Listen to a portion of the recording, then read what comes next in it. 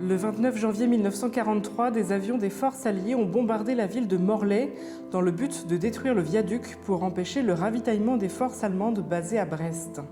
Bilan, 67 civils tués, dont 39 enfants de l'école Notre-Dame de Lourdes. Ce qui s'est passé à Morlaix, c'est la pire tragédie de la ville de Morlaix. Plusieurs bombes qui ont été lâchées, donc il y en a qui sont tombés en face sur l'école du côté Corentin-Caër.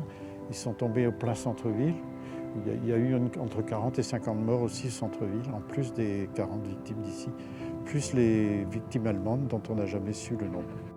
La chapelle Notre-Dame-des-Anges a été construite là où était située la classe bombardée de l'école Notre-Dame de Lourdes. Dès 1944, il y a eu une société civile immobilière Notre-Dame-des-Anges qui a été créée pour faire un appel au fonds. Donc ils ont vendu des cartes de mémoire, des cartes religieuses. Et puis des gens sont rentrés, ont versé des fonds sur cette société civile immobilière et qui a permis de construire une première tranche de travaux.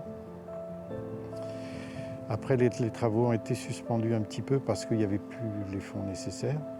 Ils avaient quand même fait la base de la chapelle et le caveau, ce qui a permis en 1954, 5 ans après, de procéder au transfert des corps des cimetières alentours où étaient enterrés les enfants et Sœur Saint-Cyr, et qui ont été mises dans la crypte qui est sous la chapelle. Donc c'est une chapelle, je dirais, peut-être unique en Europe, qui est aussi un cimetière, puisque les enfants sont enterrés sous la chapelle. Voilà.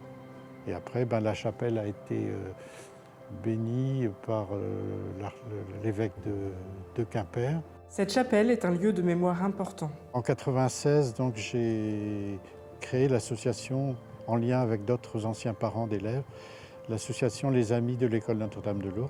Après les 50 ans de la commémoration du bombardement, il y a des rescapés qui étaient à la cérémonie et qui s'étaient regroupés en disant ça serait bien qu'on puisse se retrouver parce que là, on se retrouve aujourd'hui, mais on se verra peut-être que dans 10 ans. Et est-ce qu'on ne pourrait pas créer une association? Et c'est venu aux oreilles d'un des membres de l'association que je présidais. Et donc je me suis tourné vers eux, je leur ai expliqué ce qu'on faisait en leur disant écoutez, si vous voulez, moi je procède à une modification des statuts de l'association et on change l'objet en mettant que c'est pour pérenniser la mémoire et puis commémorer chaque année. Et ce que l'on fait depuis 2004. Dimanche 29 janvier, une messe commémorative aura lieu à 9h30 en l'église de Saint-Martin-des-Champs. Ensuite, un temps de mémoire sera vécu devant la chapelle Notre-Dame-des-Anges.